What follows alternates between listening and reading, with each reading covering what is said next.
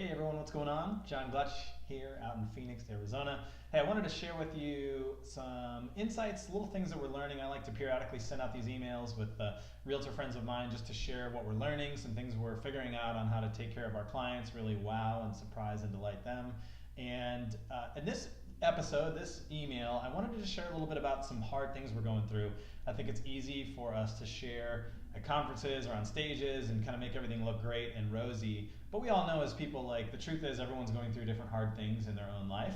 And we've gone through some really hard stuff with the Glutch Group this year and learned some great lessons that I just thought I'd share.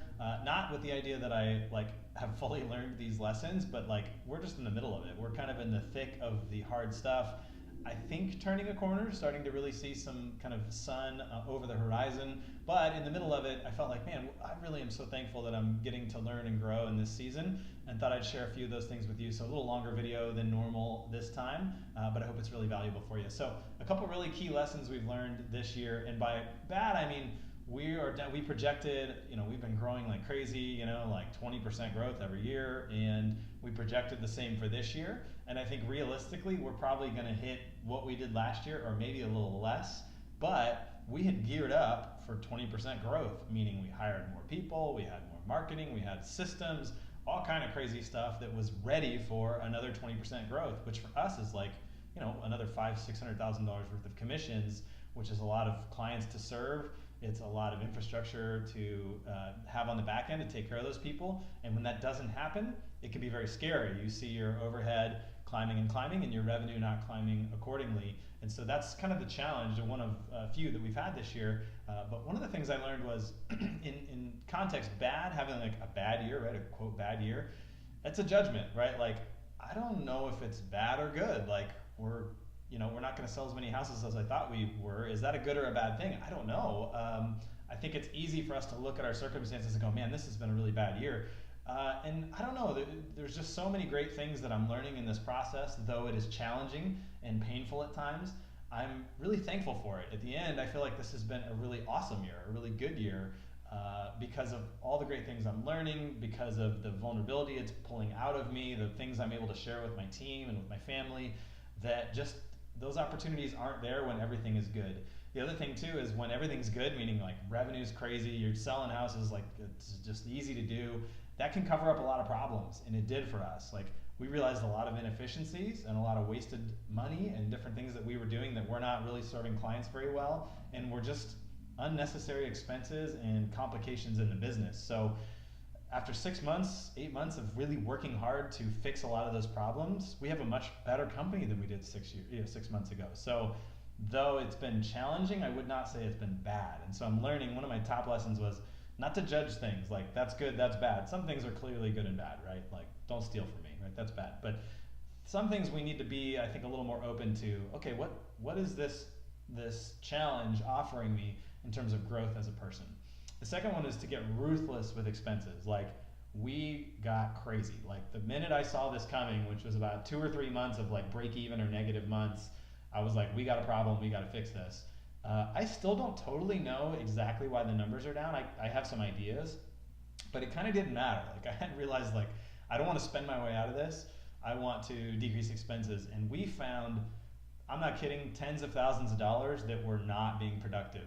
I'm talking about lead sources, like a good one would be Zillow. We were spending lots and lots of money on Zillow, and I pulled our numbers, and in the last year, we generated about 150 leads on Zillow and sold 2 houses to those people. Like, that's a lot of time and energy and money and phone calls and appointments that aren't going anywhere. Now, could we get better at helping sell those people houses, have a better conversion rate? Sure, but it's not really our wheelhouse. It's clearly not what we're great at, and I don't want to spend a ton of time and energy and even more money fixing something that isn't quite working when we have some things that are working really well. So we just kind of scaled back to the minimum amount we could spend on Zillow and really serve all of our listings well, meaning, like, let's make sure we're marketing our listings, but we don't need to spend a bunch of extra money that doesn't really benefit our clients and isn't really serving our business. I have a dozen of those little lead conversion programs, little systems on the back end that we weren't really using. And so we just kind of went through every single month, all these monthly charges that we sign up for without really thinking. We kind of get sold on stuff only to realize, like, a year later, like, why are we spending $50 a month? $30 a month, you know, the little stuff adds up. I mean, we're probably about $20,000 a month less in expenses that really have not changed anything for our team and haven't changed anything for our clients. They're still getting served just as well, but now we have those resources, that money to deploy in really wowing and taking care of our customers. Like, my philosophy has always been, take great care of your current and past customers, spend your money there, spend your time there. That's money well spent. So we've redeployed those expenses into investments into our past and current clients, and we're already starting to see that pay off, starting to see the fruit of that. So really get ruthless with your expenses.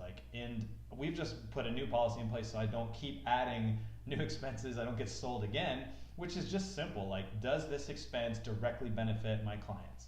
And if it doesn't, I'm gonna think really hard about whether or not that's something we should do. Maybe it would help our business grow, get more income, but if it's not gonna help us serve our clients, I really wanna make sure that that's an investment I wanna make. And then the last one is make honor a top priority. So anytime you're scaling back, anytime you're decreasing expenses, somebody was receiving that money, right? Whether it's laying off employees or whether it's decreasing expenses with a company, those people are experiencing, you were investing into their lives, into their companies, whatever it was, and that's changing. And so it's easy to get self-centered and focused on me and how this benefits me or my team or my company.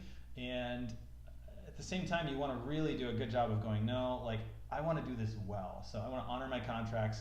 I want to negotiate for better fees if possible. If we're going to lay people off, I want to do that really well, offer generous severance packages, go above and beyond. I want to treat people how they would want to be treated and how I would want to be treated in the same scenario. So, it's easy to forget that there is somebody on the other side of that check that you're no longer writing. And so we have found people to be very graceful. Companies that we're saying, hey, this isn't working for us, and so we just need to change this up, have been great at modifying the contract, saying, you know what, totally understand, we don't want you to be paying for something that's not working for you, adjusting things so that we don't have to break our word, we can really honor what we said we would do. And they've been faithful and great to negotiate with us and go, yeah, hey, we don't need you to spend that money if it's not working. So really, to keep honor as a top priority in the middle of scaling back will help you to maintain your brand and maintain the integrity you have as a people and as a team, even in the midst of a slowdown. So I don't know, I know I've talked to other agents who are going through similar experiences, and I hope this encourages those of you who are in an experience like this. And for those of you who are thriving, still some good things to think about here, like really holding your expenses accountable, making sure that it's money you're spending to really benefit your customers, and that it really translates into a better experience for them. So hope this has been encouraging for you guys, and let me know if you have any questions or comments. Would love to hear those. Also, would love your referrals. If you've got any people you need to buy or sell a house in Phoenix, we would love to help those folks out. Just reply back to this email and let us know who they are, and we'll take really great care of them, make sure we invest into them, and make you look like a rock star for referring them to us. And again, let us know if there's anything we can do to help you. We really appreciate it, and hope you have a great day.